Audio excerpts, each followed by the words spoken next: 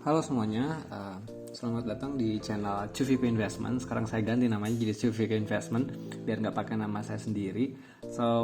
Untuk yang belum tahu, channel ini dibuat awalnya untuk men-challenge diri saya sendiri untuk bisa nabung 100 juta pertama saya di saham. Dan sekarang kita ini udah nyampe week 7, udah 7 video yang udah saya rekam di sini. Saya explicitly saya share portofolio saya share trading history saya dan hal-hal yang udah saya lakukan selama 7 minggu ini di saham. Untuk tema di week sekarang, di week 7, saya pakai meme Giga Chad karena ini adalah return terbaik dalam seminggu sejauh ini. Dan kalau misalkan dilihat portofolionya di sebelah kanan, logo-logo emitennya ada Bukalapak, Smartfren, BSSR, CSRA, dan Harta Dinata. Nanti di dalamnya bakal saya jelaskan lagi kenapa ini yang emiten yang saya pilih dan apa-apa aja yang udah saya lakuin selama di week 7 ini. So thank you untuk teman-teman yang udah nonton. Next, ini adalah persentase portofolio saya.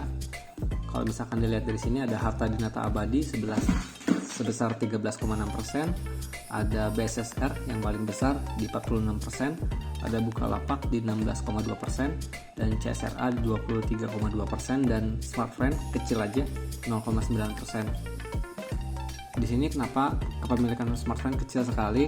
Ini karena ada dana sisa di RDN saya sebesar 200.000 yang saya bingung sebenarnya mau dikemanakan. Jadi saya akhirnya memutuskan untuk membeli lot seadanya aja, dan ini cuma 0,9% dari portofolio saya.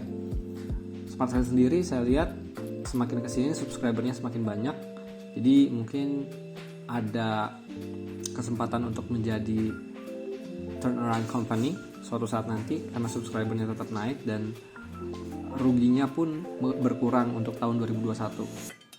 So we'll see. Next, ini adalah progres untuk capai 100 juta rupiah, dan ini adalah total asset value saya. Terakhir di week 7 ada di angka 23,548.322 rupiah. Dan ini adalah all time high-nya dari selama challenge ini berjalan gitu. Selama nabung saham ini berjalan, dan insya Allah minggu depan mungkin akan ada deposit dan agak lumayan nambah peak-nya gitu. Oke, next. Ini adalah stok portofolio saya.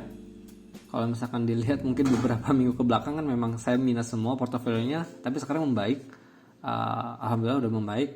Di sini kalau misalkan dilihat dari persentasenya yang paling tinggi itu dari BSSR 12,7% dengan average-nya saya di 3.200 dan potential gain-nya, floating profit-nya ada di 1,2 juta.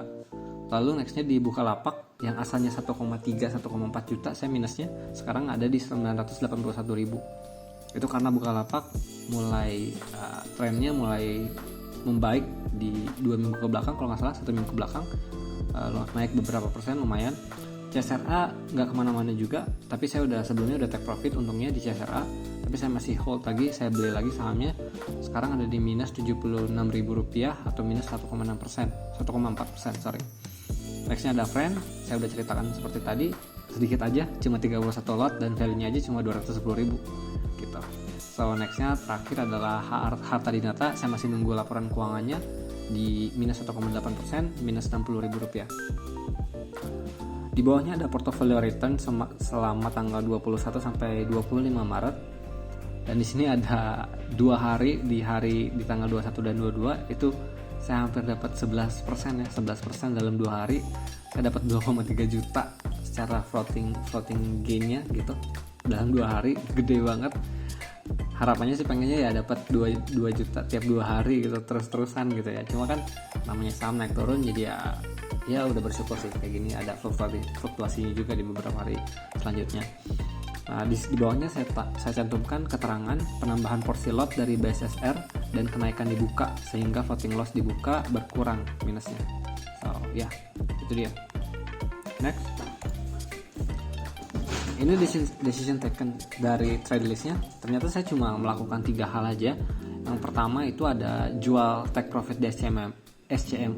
Jadi SCMA udah nggak ada lagi di portofolio saya. alasannya kenapa sebenarnya saya pengen banget untuk float sahamnya sampai laporan keuangannya keluar gitu. Karena harganya murah, saya bilang murah karena ini PBV-nya lagi di bawah standar deviation, kalau nggak salah PBV-nya sekitar 5-10 tahun tuh di lumayan murah. Saya akhirnya jual, kenapa? Karena saya punya ngelihat kesempatan untuk nambah lot di BSSR yang hampir auto reject bawah waktu tanggal 23 itu. Makanya saya beli di sini BSSR sebanyak 4,478 ribu rupiah, dapat 13 lot, lumayan. Dan sisanya itu friend tadi, itu ngabisin sisa uang aja yang di RDN, jadi saya masukin ke friend aja. So nextnya mungkin saya bakal nabung saham yang kecil gitu, kayak friend ini kan hampir 50 ya, harganya itu cuma 76 rupiah per lembar. Nah di sini ada gain lossnya dari saya take profit di SCMA. Mungkin kalau teman-teman yang udah nonton video-video sebelumnya di SCMA ini sebenarnya saya sempat nyangkut juga sekitar 400-500 ribuan kalau nggak salah, tapi akhirnya setelah averaging up di hold naik juga ke 9,9% dan dapat net profit 406 ribu, lumayan. Jadi itu adalah decision taken selama 1 minggu. Next, portfolio yield versus IHSG. Di sini di week ke-7 ada di 10,43%. Ini adalah persentase paling tinggi di yield selama challenge ini berjalan di week 7 dibandingkan week-week sebelumnya. Bahkan kita minusnya aja sempat minus 6,60%. Dan kalau IHSG bisa dibilang beberapa minggu ke belakang itu lumayan sideways ya, agak susah untuk tembus ke 7.000 ke atas IHSG performanya gitu. Jadi kemarin di week 7 lumayan naik 0,69% selama di week 7. Next.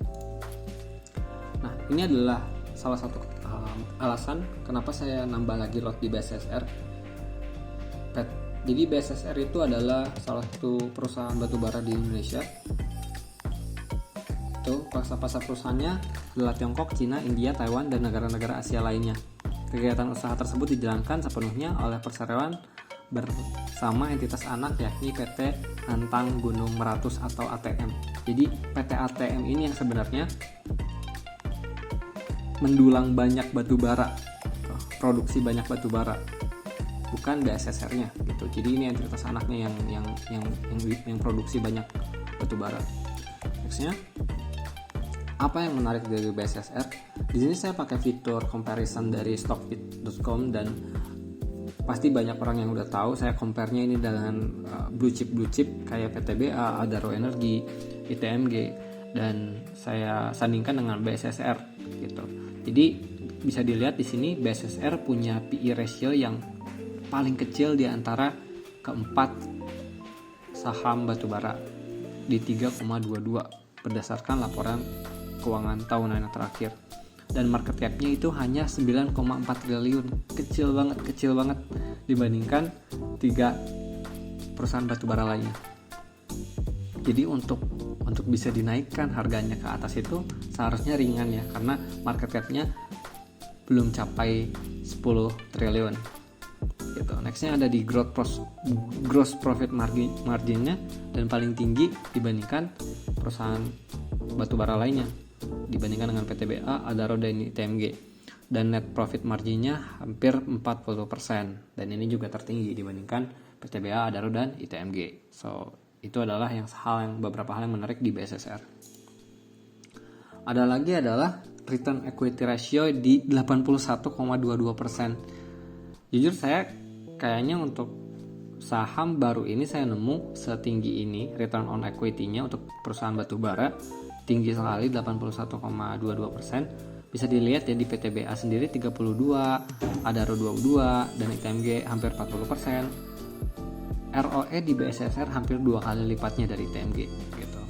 Jadi manajemennya lumayan baik dalam untuk bisa dapetin returnnya berdasarkan ekuitas mereka gitu.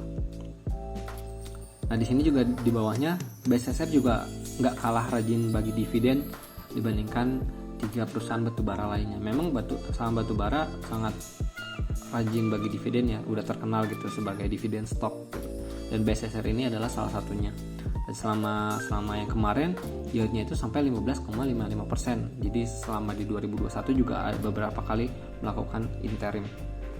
So ini adalah angka yang fantastis menurut saya, walaupun price to book value-nya lumayan tinggi di 2,an. Cuma karena melihat return equity-nya lumayan tinggi, menurut saya pantas untuk dihargai lebih dari 2, PBV-nya. That's it. Ini adalah sekilas produksi batubaranya. Produksi batubaranya di sekitar 10,5 juta ton. Itu selama tahun 2020, dan sepertinya di 2021 produksi lebih banyak dari 2 tahun sebelumnya. Seharusnya ya, dan bisa dilihat di sini persentase dari AGM itu mayoritas dari AGM, bukan dari BSSR-nya. Oke. Nah, ini adalah informasi segmennya berdasarkan geografi. Jadi seberapa penting perusahaan batubara di Indonesia itu bisa nge-ekspor, dan berapa banyak gitu yang bisa diekspor. Kalau misalkan dilihat dari sini, BSSR dan AGM bisa nge-ekspor sampai 41% dari semua total pengirimannya gitu, dan di 24,1%-nya untuk di Indonesia. Lalu dilanjut lagi sama India, lanjut Filipina dan Thailand. Dan sisanya kecil persentasenya, tapi di Tiongkok ini sampai 41,2%. Pangsa pasar utamanya, mayoritasnya di Tiongkok. Oke, jadi segitu aja untuk week 7, video week 7 kali ini. Disclaimer, again, video ini dibuat bukan untuk pom-pom suatu saham, untuk ajakan beli. Please do your own research. Ya, ini juga saya juga demikian dengan ilmu seadanya. Semuanya kembali ke investor masing-masing, untung dan rugi gitu. Sampai jumpa di video selanjutnya. Salam cuan di minggu depan, semoga aja ya. So thank you everyone.